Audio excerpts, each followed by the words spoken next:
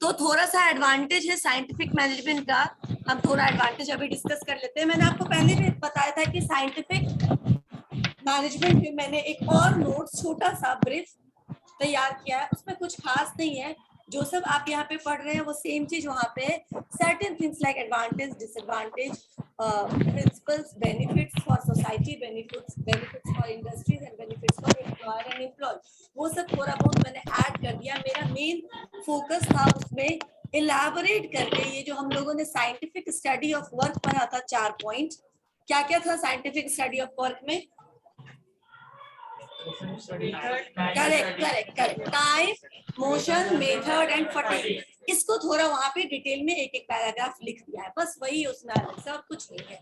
उसी तरह हम लोगों ने जो प्लानिंग एंड ऑपरेशन डिपार्टमेंट के अलग अलग फंक्शनल फॉर्मेंस पढ़े थे, उसके बारे में वहां पे थोड़ा सा लिख दिया, और कुछ नहीं किया। बता तो मैं ऑलरेडी चुकी हूँ, वहां पे थोड़ा सा लिख भी दिया। वहां पे एडवांटेज एंड डिसएडवांटेज भी आपको मिल जाएगा, राइट। मैं उसको एक दिन पूरा खत्म होने के बाद, पूरा इवोल्यूशन खत्म होने के बाद, एक दिन साइंटिफिक मैनेजमेंट को एक बार फिर से हम लोग देख लेंगे, ठीक है।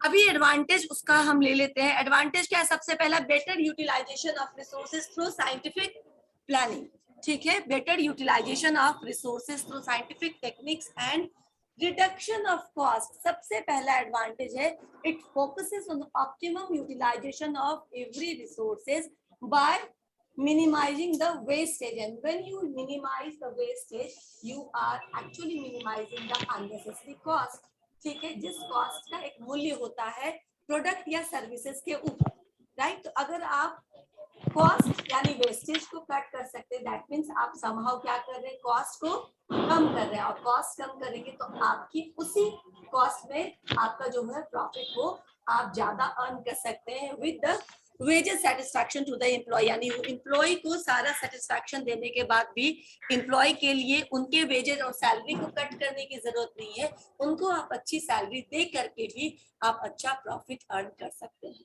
क्लियर? नेक्स्ट है scientific selection and training of employees. ये भी था। इससे क्या होता है साइंटिफिक सिलेक्शन एंड ट्रेनिंग से?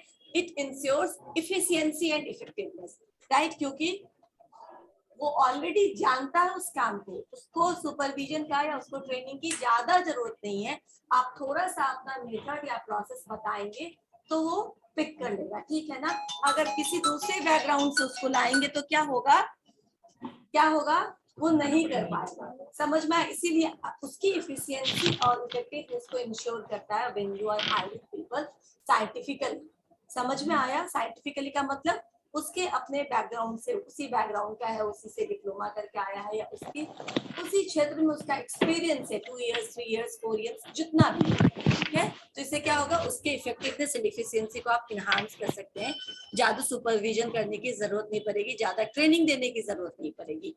नेक्स्ट है harmonious relationship between workers and management, it shows regarding mental revolution, ठीक है ना। ये मेंटल रिवॉल्यूशन के बारे में बात कर रहा है कि if you accept each other as a complementary, तो आपका क्या होगा कि कॉन्फ्लिक्ट्स या फ्रिक्शंस कम होंगे, और वर्कर एंड मैनेजमेंट के बीच में इंडस्ट्रियल रिलेशन एक टर्म है। इंडस्ट्रियल रिलेशन का मतलब मैं बताती हूँ। किसी ऑर्गेनाइजेशन में कितने रिलेशन हो सकते हैं? वर्कर्स एंड वर्कर्स के बीच में ये एक रिलेशन होता है, वर्कर्स एंड मैनेजमेंट के बीच में कैसा रिलेशन है, एंड एक ही इंडस्ट्री के जो डिफरेंट फर्म्स है, डिफरेंट ऑर्गेनाइजेशन है, कंपनी है, उनके बीच में कैसा रिलेशन है। ये तीनों को हम कंबाइनली बोलते हैं इंडस्ट्रियल रिलेशनशिप, राइट। तो इसका बहुत इंपॉर्टेंट होता है ऑर्गेनाइजेशन में। आप लोगों में से किसी ने देखा, मारुति का एक फैक्ट्री है मानेसर में, मालूम है किसी को? मानेसर कहाँ है पहले ये मालूम है? कहाँ है? हरियाणा में, गुड़गांव के पास। Very good, outer skirt of Gurgaon, right. Outskirt of Gurgaon is known as Manesar, जहाँ पे इंडस्ट्रियलाइजेशन यानी काफी सारे इंडस्ट्रीज है। वहीं पर मारुति का एक यूनिट, राइट। उस मारुति के यूनिट में 2009-10 की मैं आपको बात बता रही हूँ कि वहां पे इस इंडस्ट्रियल रिलेशन का इतना इम्पैक्ट पड़ा कि 2 महीने तक उस यूनिट को बंद करके रखना पड़ा। एक दिन का जो नुकसान है बंद करने का, वो 10 लाख से ऊपर का है, ठीक है ना। 1 महीने तक पूरा बंद हुआ, उसका कितना नुकसान हुआ होगा उससे उस कंपनी को। समझ में आ रहा है एक दिन का नुकसान अगर इतना है तो। और वो करना पड़ा क्यों? Because of conflicts between employee and management. Conflicts क्या था वो मैं आपको बाद में बताऊंगी, लेकिन एम्प्लॉय मैनेजमेंट के टर्म्स पे एग्री नहीं कर रहे थे। बहुत बार म्यूचुअल बातचीत करने की कोशिश की, लेकिन उसको टाल दिया जाता था। फिर बाद में मैनेजमेंट ने एक रास्ता निकाला। बोलते हैं ना, बहुत ज्यादा स्मार्टनेस कभी कभी खराबी कर जाती है, ठीक है ना। उनके एचआर जो थे, उन्होंने रास्ता ये निकाला कि जो ट्रबल मेकिंग एम्प्लॉय हैं उनके साथ गोल्डन हैंडशेक कर लो। गोल्डन हैंडशेक का मतलब होता है कि उनको जो चाहिए दे दो, उनको बोलो कि भाई आप टाटा, राइट। यानी कि वॉलेंटरी रिटायरमेंट तो आपने सुना होगा। वॉलेंट्री रिटायरमेंट सुना है ना कभी, ये टर्म कहीं पे किसी को बोलते हुए? वॉलेंट्री रिटायरमेंट मतलब आपका भी रिटायरमेंट का टाइम नहीं आया है, still you willingly offer to leave the organisation, क्योंकि आपके कुछ अपने प्रॉब्लम, ठीक है ना, पर्सनल प्रॉब्लम होते हैं लोगों के। पर्सनल प्रॉब्लम तो कभी कभी लोग जानबूझकर 3-4 साल पहले ही वॉलेंट्री रिटायरमेंट ले लेता है। आप ले सकते हैं, ठीक है। तो जो ट्रबल मेकिंग एम्प्लॉइज थे उनको उन्होंने बातचीत करके तैयार कर लिया कि आपका अगर रिटायरमेंट के समय अगर मान लो सम टोटल पूरा बनता है 10 लाख, ठीक है, या 15 लाख, तो हम आपको 25 लाख दे देते हैं। आप, ठीक है ना, आप ले लीजिए और हमें छोड़ दीजिए, चले जाइए, राइट। उन्होंने कहा ठीक है भाई, हमारा क्या जाता है। उनको पहले लगा था कि दीज ट्रबल मेकिंग जो एम्प्लॉयज है यही पूरे के पूरे वर्कर्स को भड़का के रखा है, इसीलिए मेरे जो वर्कर्स हैं वो जब तक स्ट्राइक पे चले जाते हैं और डिमांड्स करने लगते कि ये चाहिए वो चाहिए। तो उन्होंने उसके साथ गोल्डन हैंडशेक कर लिया, हो गया, वो लोग चले गए। लेकिन उसके बाद और प्रॉब्लम हुआ। उसके बाद ये प्रॉब्लम हुआ कि एम्प्लॉय को ये मैसेज किया कि ऐसे क्या गुपचुप बातें हुई कि हमारे लीडर्स तो चले गए, उनको तो उन्होंने मुंह मांगी से भी ज्यादा रकम दे करके विदा कर दिया, अब हमारा क्या, राइट। अब तो और भी हम कुछ नहीं कर सकते। Then they what they did कि उन्होंने नेगेटिवली परसीव किया, ठीक है ना। अब वो फर्दर टॉक करने के लिए भी तैयार नहीं थे। तो उन्होंने एक दिन क्या किया कि उस कैंपस को घेर करके उसका जो चीफ एचआर मैनेजर था उसको, एक को तो हाथ पैर तोड़ दिया वहीं पे। और हंसो मत, क्योंकि बहुत बुरा जो ब्लैक चैप्टर बोलते हैं एचआर में, वो एक तरह का वो हुआ था उस दिन। और उसको फिर उसके ही ऑफिस में लॉक करके उस ऑफिस को दे सेट टू फायर, ठीक है ना, आग लगा दिया उस कैंपस में उन लोगों ने, और वो जलकर मर गया वो आदमी। उसके बाद बहुत सारे केसेस हुए, बहुत सारे लोगों को नामजद बनाया गया, नाम डाला गया और बहुत कुछ हुआ। उसके बाद उसमें से कुछ लोगों को सजा भी हुई, जो 2-3-4 साल बाद चला उसका। लेकिन case is important from HR point of view. Normally हम एचआर का मीम्स पढ़ते हैं या हम एचआर से देखते हैं कि कितना फनी होता है। They are actually deciding themes of some festival, they are actually deciding who will create what rangoli, हाँ आज दिवाली का क्या होगा वो होगा, बस इससे उसको मतलब है। नहीं, इतना सीरियस नहीं, इतना आसान, इतना हल्का फुल्का टॉपिक नहीं है HR. It is much into it your workforce diversity. आपके डिफरेंट बैकग्राउंड के लोग आपके ऑर्गेनाइजेशन में काम करते हैं, how you manage those different mental behaviour, ठीक है ना। जो अलग अलग मेंटल एटीट्यूड के लोग आते हैं उनको आप कैसे मैनेज करोगे, कैसे कॉप अप करोगे।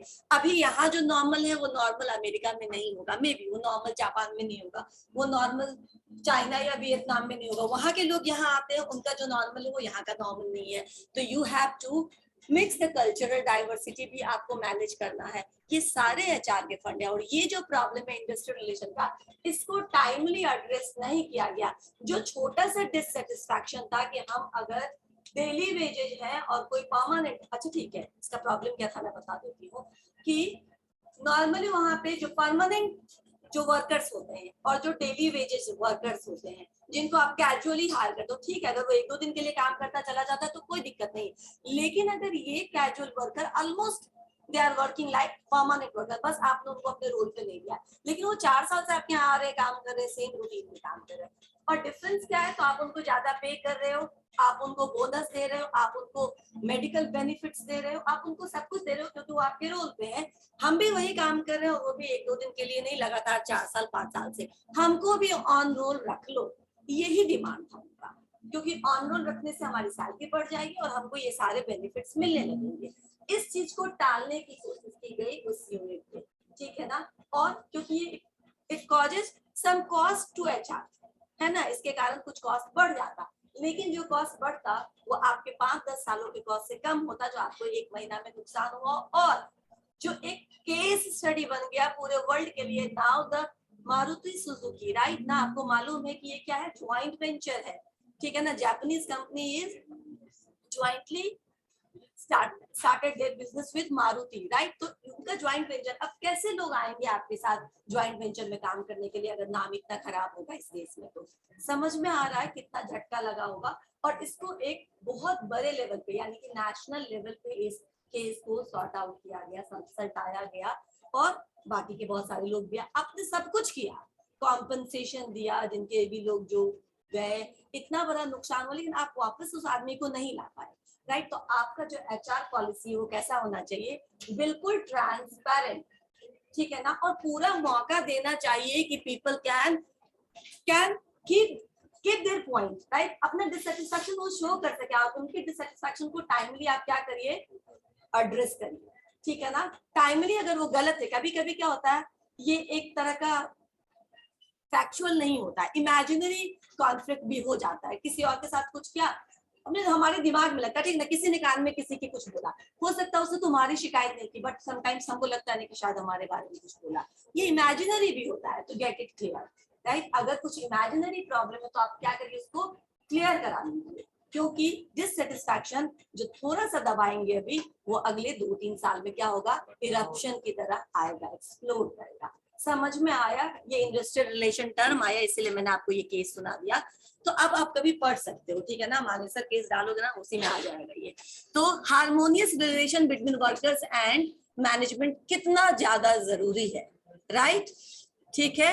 नेक्स्ट पॉइंट, तो उससे होगा, अगर आप साइंटिफिक मैनेजमेंट टेक्निक्स यूज करते हैं तो रिलेशनशिप मैनेजमेंट एंड वर्कर्स के बीच में अच्छे होंगे, इंप्रूव्ड होंगे। Standardisation of tools materials, why, for bulk production to have the benefit of economy of scale. Last class में ये सब डिस्कस किया था, तो मैं बहुत ज्यादा डिटेल में नहीं जा रही हूँ। Standardisation of everything, process, tools, machinery, technology, everything, so that the outcomes is one and same. यही एग्जांपल दिया था मैंने, राइट। तो वन एंड सेम, तो आप बल्क प्रोडक्शन कर सकते हैं, आप बल्क डिमांड को सेटिस्फाई कर सकते हैं, ठीक है। और इससे आपको क्या मिलेगा, पर यूनिट आपका कॉस्ट कम लगेगा, ठीक है ना।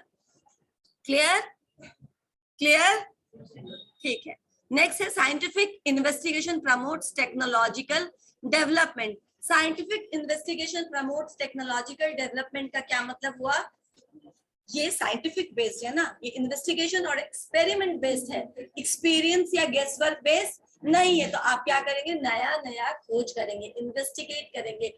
अगर ये प्रोसेस चलता आ रहा है तो क्या इसका कोई ऑल्टरनेटिव प्रोसेस हो सकता है जिससे इसको और कम समय में या और कम रिसोर्सेज में खत्म किया जा सके, while our quality is same, ठीक है ना। क्वालिटी में कोई कॉम्प्रोमाइज किए बिना क्या हम और इसको किसी तरीके से प्रोड्यूस कर सकते हैं। हमने देखा ना कितना सारा तरीका चेंज हुआ है आज तक, कितने इन्वेंशंस हुए हैं, because the major focus is on scientific investigation, right. These are the advantage of what, scientific management, ठीक है। एक डिसएडवांटेज मैंने बताया था कि मैं बाद में कवर करूंगी, और मैंने आपको उसका प्लस पॉइंट भी बताया था। एक पॉइंट है डिफरेंशियल वेजेस सिस्टम, जिसका पॉजिटिव पॉइंट था क्या, बहुत सारा पॉजिटिव पॉइंट था। एक तो आपने क्या कर दिया, वेज दिया आपकी अपनी प्रोडक्टिविटी के ऊपर। दूसरा आपने क्या किया, इस ये एक मोटिवेशन टूल भी हो गया, जो ऑलरेडी मोटिवेटेड है वो मोटिवेटेड रहेंगे, जो डीमोटिवेटेड है यानी जो कम प्रोड्यूस कर रहे हैं वो अपने आप को दूसरे को देख करके ज्यादा प्रोड्यूस करने के लिए इंस्पायर करेंगे। लेकिन इसका ड्रॉबैक भी मैंने बताया था क्या, तो मैं बता दूंगी। इसी पॉइंट का एक ड्रॉबैक ये होगा कि they will compromise on quality, क्योंकि जब गिनती ही कर रहे हो कि हम कितना पन्ना लिख रहे हैं, तो हम कैसे भी लिख रहे हैं गिन लो, राइट। जब तुम ये देखोगे कि हम कितने पन्ने में क्या कंटेंट लिख रहे हैं, तब तो तुम हमको मेरे कंटेंट के हिसाब से मान दोगे ना। तो समटाइम्स क्या करते हैं, बिकता के हिसाब से नंबर देते हैं, तो जो बिकता के हिसाब से नंबर देते हैं उनको मूर्ख बनाना बहुत आसान है, राइट। कुछ भी लिख दो, because they are always going to measure your length of your answer, उस पे नहीं होता है। इससे क्या होगा कि धीरे धीरे एम्प्लॉइज क्या करेंगे, एक तरीका सीख लेंगे, अच्छा नंबर ही गिरेगा ना कि कितना नंबर मैंने प्रोड्यूस किया, उस नंबर को मैंने कितनी इफिशियंसी से बना, इफेक्टिवली बनाया, ये तो काउंट हो नहीं रहा है। तो क्या होगा, पीपल विल टेक शॉर्टकट, किसी भी तरह 1 2 3 4 बना के फेंकते जाएंगे, क्वालिटी से कॉम्प्रोमाइज हो जाएगा, क्योंकि उनको पैसा तो मिल रहा है ज्यादा, इवन इफ खराब क्वालिटी हो रहा है, तो कोई क्यों इतना एफिशिएंसी, क्यों इतना एक्सपर्टाइज दिखाएगा उसको प्रोड्यूस करने में। Got it? ये इसका मेजर ड्रॉबैक। क्लियर? आगे के कुछ और ड्रॉबैक्स हैं बाद में डिस्कस करेंगे। अब हम लोग आएंगे किस पर? एडमिनिस्ट्रेटिव। हाँ, एडमिनिस्ट्रेटिव मैनेजमेंट। एडमिनिस्ट्रेटिव मैनेजमेंट किसने दिया है? हेनरी फ्योल ने। ठीक है, administrative management by Henry Fayol. अब इन्होंने भी अपने मैनेजरियल एक्सपेरिमेंट के बेसिस पर एक बुक लिखा जिसका नाम है एडमिनिस्ट्रेशन इंडस्ट्रियलिया एट जनरली। मतलब कि इन जनरल जो एडमिनिस्ट्रेशन होना चाहिए इंडस्ट्रीज का, इंडस्ट्रियल एडमिनिस्ट्रेशन होना चाहिए, वो कैसा होना चाहिए। इन्होंने एक बुक लिखा जिसमें इन्होंने बहुत सारे प्रिंसिपल दिए and he is the contemporary of F W. Taylor. ठीक है ना? तो जब टेलर का बुक पब्लिश हुआ था उसी समय समहाउ ये हेनरी फ्योल भी अपना ये book administration industry at generally लेकर के आए थे, जिसमें इन्होंने बहुत सारे प्राइमरी फंक्शंस और मैनेजमेंट प्रिंसिपल के बारे में डिस्कस किया था। तो उन्होंने कितने प्रिंसिपल दिए थे साइंटिफिक मैनेजमेंट में हेनरी फ्योल ने? How many principles were there? 5। 5 ही प्रिंसिपल थे। ठीक है, अब हेनरी फ्योल ने कितने प्रिंसिपल दिए? He has given 14 principle of management. ठीक है, ज्यादा नहीं है, बस प्रिंसिपल याद रखो। ठीक है ना? उसका एक्सप्लेनेशन आप खुद करो, राइट? बस नाम याद रखो, टर्म याद रखो, किसने क्या दिया था ये याद रखो। सबसे पहला है अगेन इसमें भी। अच्छा, एक मैं और बता देती हूँ, डिविजन ऑफ वर्क। हम लोग क्लासिकल थियोरी में 3 प्रिंसिपल 3 पढ़ेंगे ना, 3 थियोरीज पढ़ेंगे। तो division of work is common, right? तो तुम्हारा 14 में से तो एक अभी खत्म हो गया। डिवीजन ऑफ वर्क कॉमन है, वो एफ.डब्ल्यू. टेलर ने भी बोला था, हेनरी फ्योल ने भी बोले, और बाद में तुम जो मैक्स वेबर का पढ़ोगे ब्यूरोक्रेटिक मैनेजमेंट, तो वो भी बोले हैं division of work. That means division of work बहुत जरूरी है, राइट? डिवीजन ऑफ वर्क का एक प्रिंसिपल है and I am not going to explain you what is division of work, rather you will explain me what is division of work. कौन बताएगा? Division of work बताओ। Simple है, yes.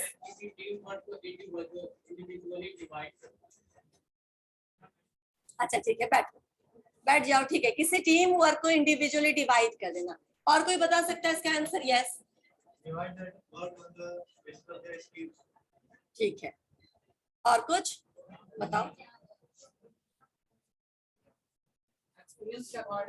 Shubham, right, Shivam. अच्छा हाँ बोलो। एक्सपीरियंस के according काम को डिवाइड कर देना, या फिर अगर फिजिकल वर्क है तो लेबर क्लास को और मेंटल। हाँ ठीक है, वो I got it, I got this point. और कुछ एड ऑन कोई करना चाहता है? ये तो सबने बोल दिया। 2 मैंने बोला था कि डिवीजन ऑफ वर्क को पहले 2 भाग में बांटो, मैंने हमेशा बोला है। सिंपल टास्क में डिवाइड। हाँ बिल्कुल, ये एक ऐड कर दो उसमें, ठीक है ना? पहले कॉम्प्लिकेटेड टास्क को डिवाइड करो, ठीक है ना? टास्क को डिवाइड करो सिंपल एलिमेंट में, एंड देन आप उसको डिवाइड करो स्किल के बेसिस पर, आप उसको डेलीगेट करो या असाइन करो टास्क को। नाउ ये पूरा का पूरा डिवीजन ऑफ वर्क हो गया, ठीक है ना? टास्क को डिवाइड करना and then divided simplest part of the task to somebody who is competent to perform that particular element of the task, right? क्योंकि ओवरऑल टास्क अपने आप में कॉम्प्लेक्स होता है, तो पहले टास्क को सिंपल करेंगे फिर तो हम एलोकेट कर सकेंगे ना कि कौन क्या करेगा, राइट? ठीक है, तो ये है क्या है? Division of work. दूसरा authority and responsibility. Authority and responsibility भी इसमें एक पॉइंट है। Authority means what? Authority means freedom to use resources, ठीक है ना? Authority means power. You have this power. You can do this thing at this position, right? So authority and power को थोड़ा सा हम डिफरेंशिएट कर लेते हैं। जो पावर होता है वो एक इनफॉर्मल वे कह सकते हैं ऑथोरिटी का, वो अंदर से, ठीक है ना, हमारे अपने पर्सनालिटी से हमको मिलता है वो पावर। लेकिन ऑथोरिटी जो होता है वो दिया जाता है, राइट? अब मैं बताती हूँ, आप किसी पोजीशन पे हैं, किसी पोजीशन पे, किसी ऑर्गेनाइजेशन में किसी पोजीशन पे है, सीईओ के पोजीशन पे है, कंट्री हेड के पोजीशन पे है, जनरल मैनेजर के पोजीशन पे है, जो भी पोजीशन पे है, आपको वो सारे राइट्स मिले हैं जो एक जनरल मैनेजर को दिए गए हैं इस कंपनी में, राइट? ये ऑथोरिटी है, ठीक है ना, कि तुम क्या क्या करवा सकते हो, किसको किसको रिपोर्ट कर सकते हो, कितना फंड यूज कर सकते हो, किसको किसको विजिट कर सकते हो, और क्या क्या पनिशमेंट दे सकते हो, या क्या क्या टास्क असाइन या एलोकेट कर सकते हो, राइट? ये क्या है? ये ऑथोरिटी है, ऑथोरिटी है यानी कि जब तक आप जनरल मैनेजर हैं उस कंपनी के, तब तक आपको वो सारे पावर मिले हुए जो नॉर्मली उस कंपनी के जनरल मैनेजर को दिया जाता है। लेकिन वंस यू रिजाइन, ठीक है ना, आप कल से नहीं है, तो आपकी ऑथोरिटी क्या हो जाएगी, कम हो जाएगी। तो ये फॉर्मल है ना, आपके पोजीशन से जुड़ा हुआ पावर है ये, ठीक है, this is known as authority. लेकिन पावर क्या है, पावर होता है इन्फ्लुएंस करने को, ठीक है ना, आप कैसे अपने फॉलोअर्स को इन्फ्लुएंस करते हैं, राइट। इवन इफ, ये क्या बोले आप, निगेटिव टर्म नहीं है, power is not negative term, power is actually you gain from your own personality, जो आपको दिया नहीं जाता, जो आप लेते हो, क्योंकि आपकी पर्सनालिटी में वो चमक है, वो शाइन है कि लोग आपको फॉलो करते हो, तो आप अल्टीमेटली लोगों को रूल करने लगते हो, समझ में आया, लोगों को अपना इन्फ्लुएंस डालने लगते हो। कोई पावर आपको दी नहीं गई है, you having this inborn qualities है आपकी, ठीक है ना, जिससे लोग आपकी बात मान लेते हैं। समझ में आया, होता है ना कुछ लोगों की बात लोग मान लेते हैं, उनको कोई पावर दी नहीं जाती है, उनके पास वो अपनी गुण के कारण, अपने पर्सनालिटी के कारण उनके पास ये होता है, तो वो उस पोजीशन पे रहे या ना रहे, उनके फॉलोअर्स उनको फॉलो करते रहेंगे, राइट। समझ में आया, ठीक है, जहां पे वो उनको इन्फ्लुएंस कर सकते हैं, उनको किसी काम को करने के लिए या नहीं करने के लिए रोक सकते हैं या फिर मोटिवेट कर सकते हैं। समझ में आया। अब ऑथोरिटी एंड रिस्पॉन्सिबिलिटी पे आ जाते हैं। ऑथोरिटी एंड रिस्पॉन्सिबिलिटी का मतलब होता है कि ऑर्गेनाइजेशन में बहुत जरूरी बात करना है। आशीष नाम है तुम्हारा, नहीं उसको बोल रही हूँ, तुम्हारा क्या नाम है? हाँ अमन, जरूरी बात करना है, थोड़ी देर रुक जाओ। क्या हुआ बोलो,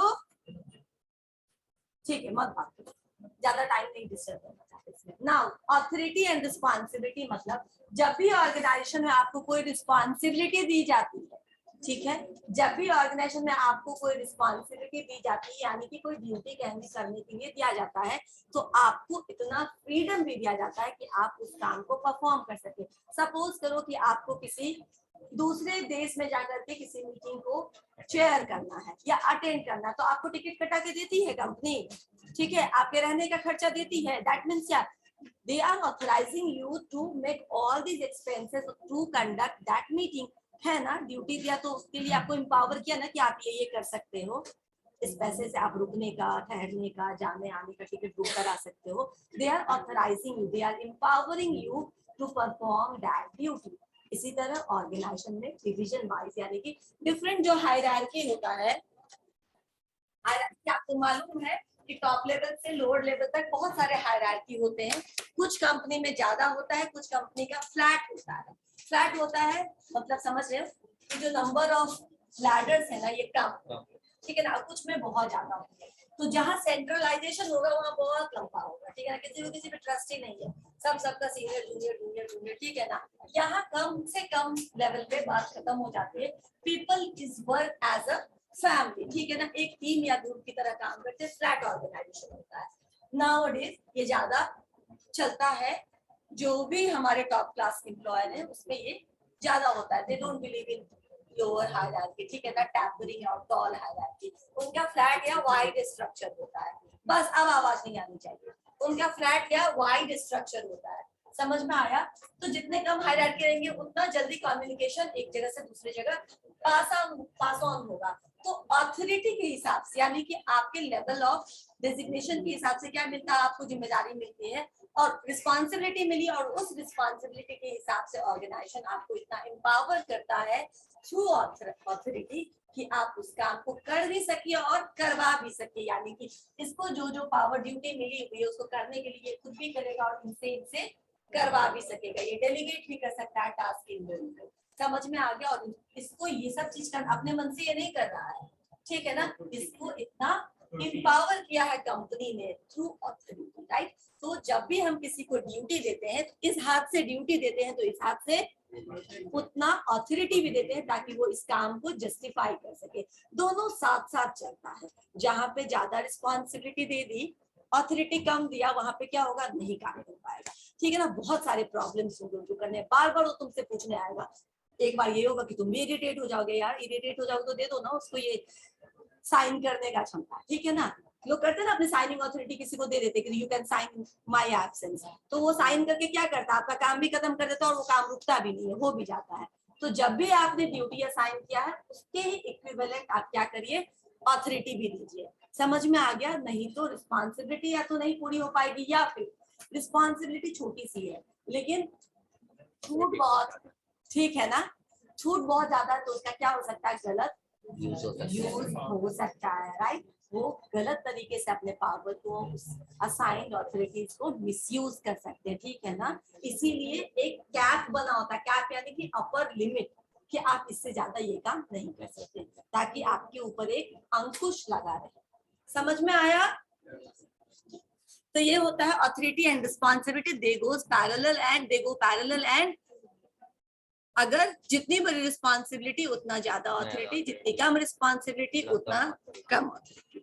यही होता है, हम देखते भी हैं डेजिग्नेशन वाइज भी कि अगर लोअर लेवल पे है तो काम सिर्फ एग्जीक्यूशन से, दिमाग लगाना नहीं है, डूइंग इज मेन पर्पस, तो उसको अथॉरिटी भी उतनी ही मिली रहती है, तुम ये मशीन चलाओ बस, दिमाग मत चलाओ, राइट। समझ में आया? चलो ठीक है, आगे discipline. Okay, now why discipline is necessary?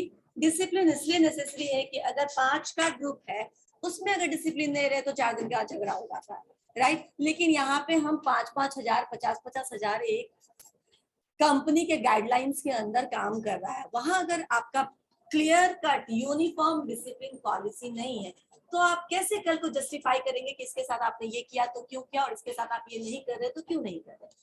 फिर से डिससेटिस्फैक्शन, फिर से इंडस्ट्रियल डिससेटिस्फैक्शन और डिस्प्यूट का चांसेस होगा। इसीलिए यूनिफॉर्म पॉलिसी, इसने भी मोबाइल चेक किया तो मैं ले लूंगी, तुमने भी चेक किया तो मैं ले लूंगी, राइट। कोई इसमें भेदभाव नहीं होगा। अब डिससेटिस्फैक्शन नहीं होगा, कल को मुझे कोई ये नहीं बोलेगा कि उससे क्यों नहीं लिया, मुझसे क्यों लिया, इससे क्यों लिया, मेरे से क्यों नहीं लिया, राइट। समझ में आया?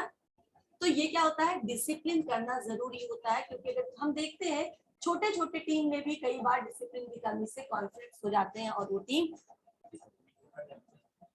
बिखर जाता है, राइट। स्कैटर्ड हो जाते हैं टीम मेंबर्स, एक दूसरे के साथ जुड़ के ज्यादा लंबा काम नहीं कर पाते। ऑर्गेनाइजेशन को बनाया तो इस सोच के साथ जाता है कि बहुत लंबे समय तक एक साथ चलना है, क्योंकि जितना लंबा समय आप कहीं पर देंगे उतना ही फायदा आपको भी होगा, उतना ही फायदा उस ऑर्गेनाइजेशन को भी होगा, राइट। तो लॉन्ग टर्म में चलने के लिए एक यूनिफॉर्म कोड ऑफ कंडक्ट होना जरूरी है जो डिसिप्लिन को मेंटेन रखता है, ठीक है। Roll number 38, Furkana, if I have pronounced right. Okay, on रखिए। Now, चलिए अब एक इम्पोर्टेंट है, अभी तक हम आपको क्या पढ़ाते आए हैं, एक सेकेंड, किसी ने चैट, साउंड क्लियर नहीं है, कुछ नहीं कर सकते अब। I am trying my best, connection भी ठीक है फिलहाल, तो मुझे कनेक्शन में भी कोई प्रॉब्लम नहीं दिख रहा है। नाउ सुनो, अभी तक हमने आपको पढ़ाया फंक्शनल फोरमैनशिप। फंक्शनल फोरमैनशिप का मतलब, फंक्शनल फोरमैनशिप का मतलब, अभी बोलो, लास्ट क्लास में खत्म किया नहीं। फंक्शनल फोरमैनशिप का क्या मतलब? यस नीरज, फंक्शनल फोरमैन नाम के इस वर्ड के मतलब मालूम है तो आप बोल सकते हो। डिवीजन ऑफ वर्क नहीं है ये, फंक्शनल फोरमैन, जो भी आ रहा है बोलो, जो जिस काम में मतलब उसको आगे करना, यानी कि एक्सपर्टाइज या स्पेशलाइजेशन के बेसिस पर उसको उसी काम में एलोकेट करना जिसका वो मास्टर है, जिसका वो एक्सपर्ट है। फंक्शनल काम के बेसिस पर एक्सपर्ट का निर्धारण, फंक्शनल फोरमैनशिप। तो क्या था, प्लानिंग में आपको 4 फोरमैन मिले, आपको ऑपरेशंस में 4 डिफरेंट फोरमैन मिले, लेकिन अब जो पॉइंट आ रहा है वो ठीक इसके उलट है, unity of command. Unity of command एक टर्म है, दैट इज, ये नेक्स्ट पॉइंट है, यूनिटी ऑफ कमांड। यूनिटी मतलब तो जानते ही हो, एक यूनिट, राइट। कमांड मतलब ऑर्डर देना। अब समझो, नेक्स्ट क्लास में मुंह मत बनाना कि नहीं मालूम है, नहीं याद है, यूनिटी ऑफ कमांड। अब ऐसे वर्ड बाय वर्ड करके बताती हूँ, कुछ भी याद आएगा तो क्लिक हो जाएगा, ठीक है ना। कोई पढ़ के ये उधर पढ़ता होता नहीं है, थोड़ा सुनता है इसलिए बता देता है। यूनिटी ऑफ कमांड का मतलब एक ऑर्डर, यानी कि सारे ऑर्डर, सारे इंस्ट्रक्शन एक जगह से आएंगे। मैं बताती हूँ कैसे।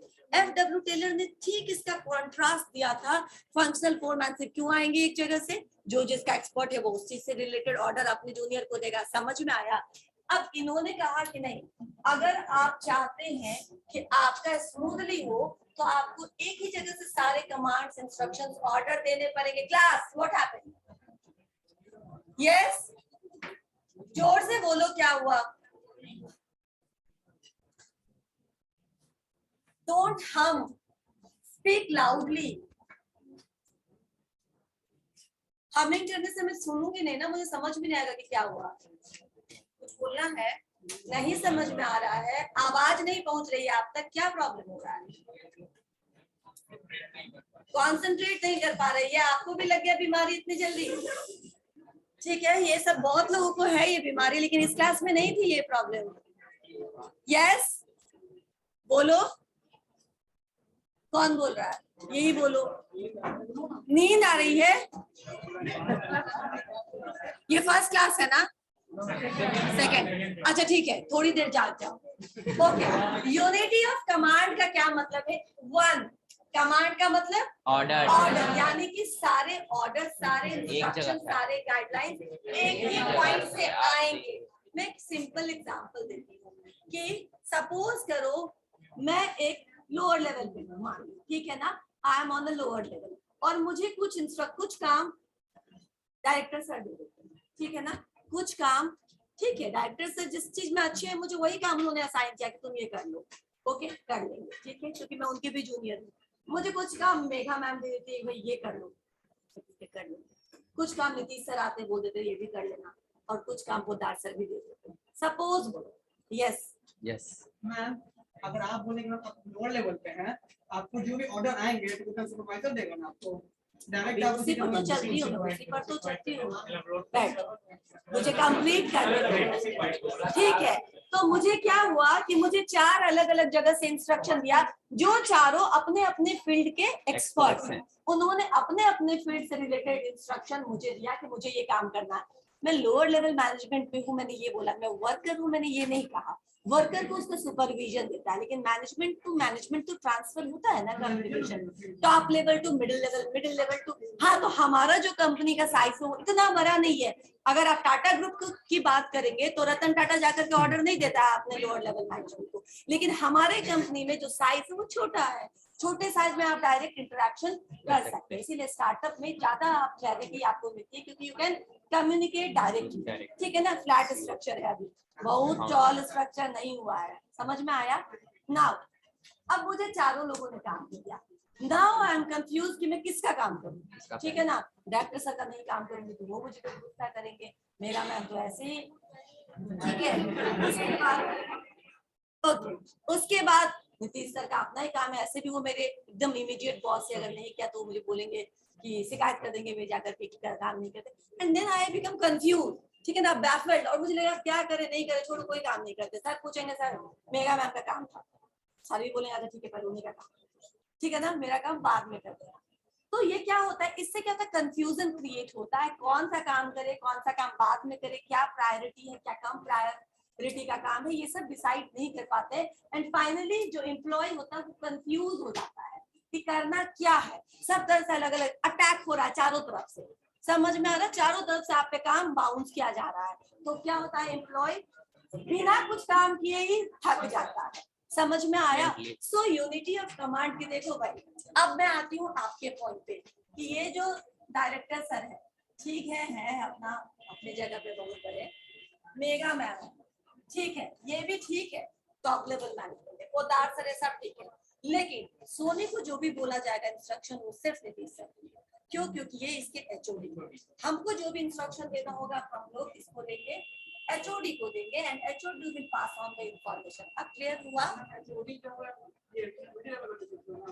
हाँ, मान लो कोई भी लेवल हुआ है, हम अपने कॉलेज पे भी फोकस कर रहे हैं, ठीक है ना। तो HOD will give me middle level management हो सकते हैं इस एग्जांपल में, तो he will give me instruction. अब मैं कर लूंगी, समझ में आया क्लास।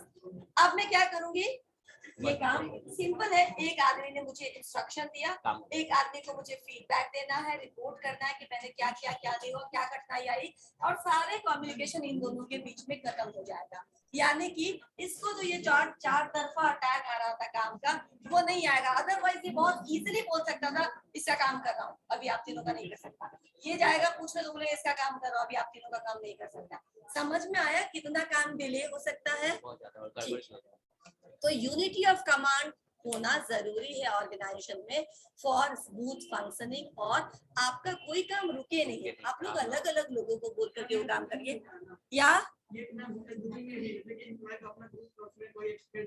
हाँ, जब भी आप ग्रुप में या ऑर्गेनाइजेशन में काम करें तो एक ही आदमी डायरेक्शन देगा, सबको भी डायरेक्शन देगा, तो एक ही आदमी देगा, उसी से उसका क्लैरिफिकेशन लिया जाएगा। यानी वन बॉस वन सबऑर्डिनेट। समझ में आया कि जो सबऑर्डिनेट है उनका बॉस एक ही रहेगा। कुछ क्वेश्चन है?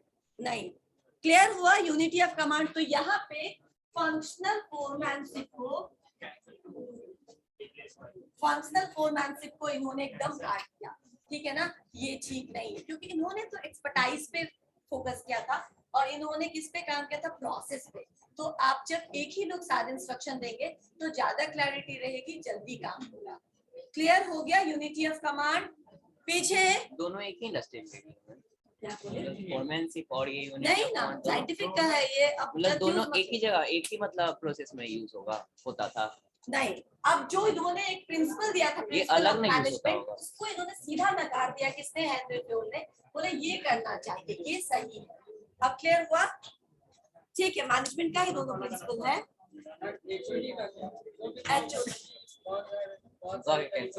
क्या जोर से बोलो। अलग अलग जगहों से तो इनको जो इंस्ट्रक्शन मिला, उसको कंपाइल करके इन्होंने अपने जूनियर्स को दे दिया, ठीक है ना।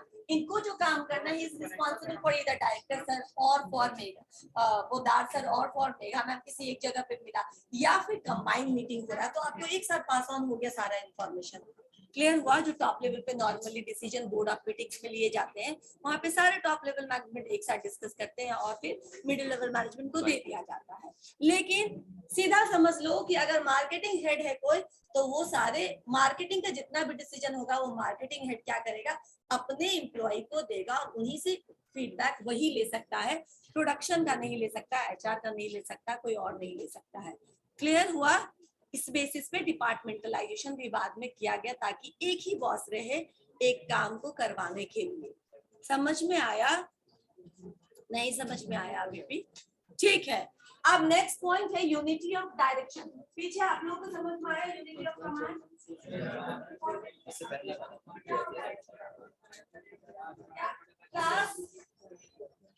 क्या यूनिटी ऑफ कमांड बोलो।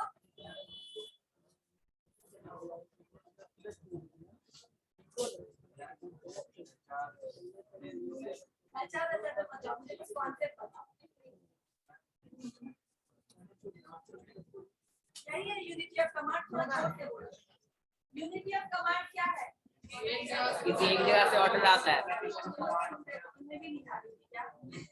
कमांड नहीं एक। यूनिटी ऑफ कमांड क्या है?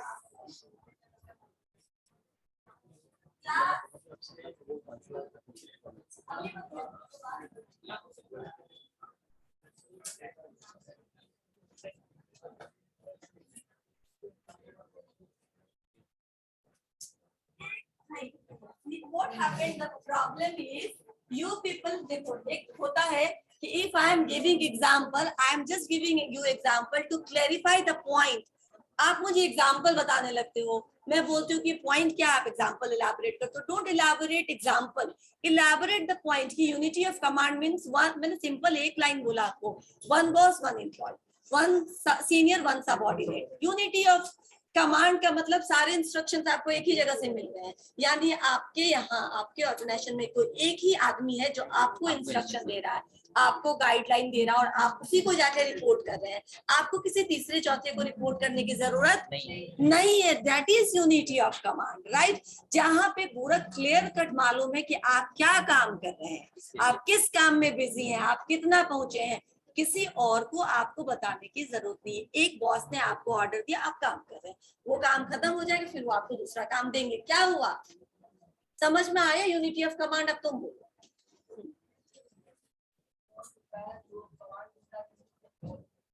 जिसको सब फॉलो करता है, वेरी गुड। यानी कि one boss one subordinate, let's sit down. Unity of command हो गया, ठीक है। सेंट्रलाइजेशन ऑफ ऑर्डर, सेंट्रलाइजेशन का मतलब होता है कि सेंट्रलाइजेशन ऑफ पावर, ठीक है ना। Unity of command is not unity of centralisation of power. Unity of command का मतलब हो गया कि आपको इंस्ट्रक्शन एक जगह से मिलेगा to clutter all those confusion. जो आपको कंफ्यूजन हो जाता है ना, चार बॉस आपको ऑर्डर देते हैं तो हो जाता है ना कंफ्यूजन, उसको कम करने के लिए आपको एक ही जगह से सारे ऑर्डर्स मिलेंगे।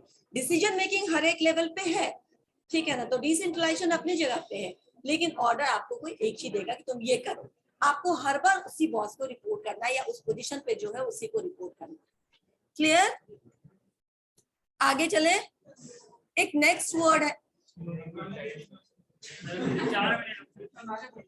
एक पॉइंट और है वो बता देती हूँ फिर रहने दूंगी।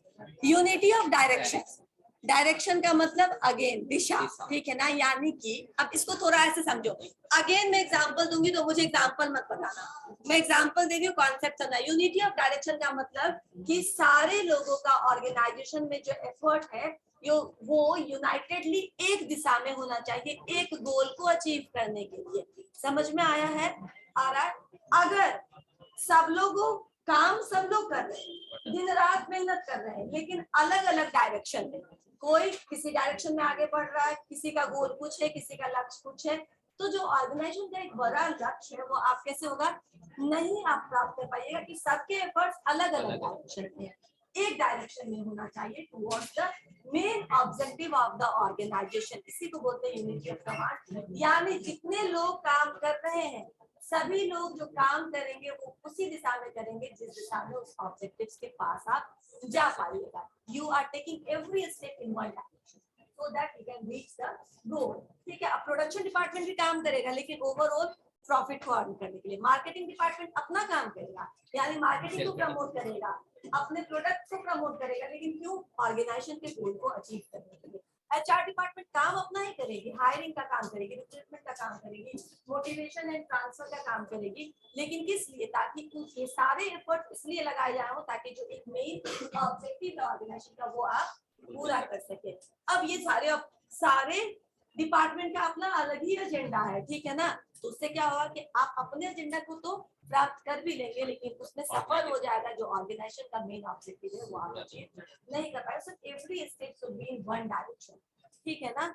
अगर जीतना है एक टीम को तो सारे टीम को उसी का एक ही पर्पस के लिए खेलना पड़ेगा ना, जीतने के लिए। या उसमें से कोई बोले कि हमको अपना शतक लगाने के लिए खेलना, कोई बोले हम तो अपना भाई आज विकेट का कितना गिराए ये काम बढ़ाने के लिए।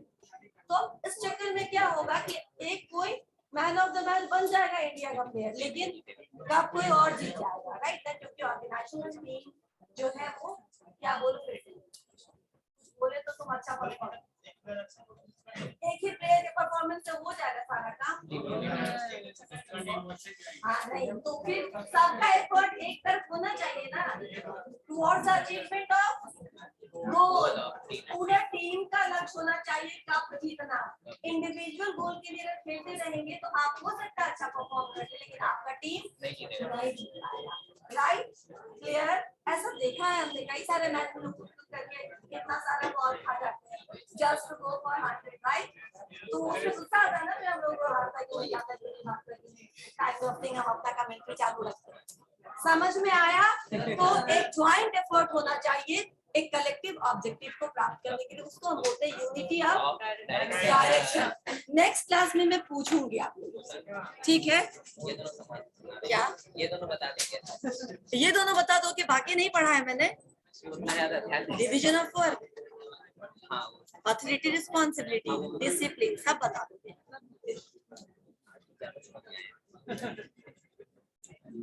अच्छा ठीक है। और ये सब खत्म करने के बाद एक मार्क्यू भी लेंगे, मंथली असेसमेंट क्विज, ठीक है ना। तो आप कितना ध्यान से क्लास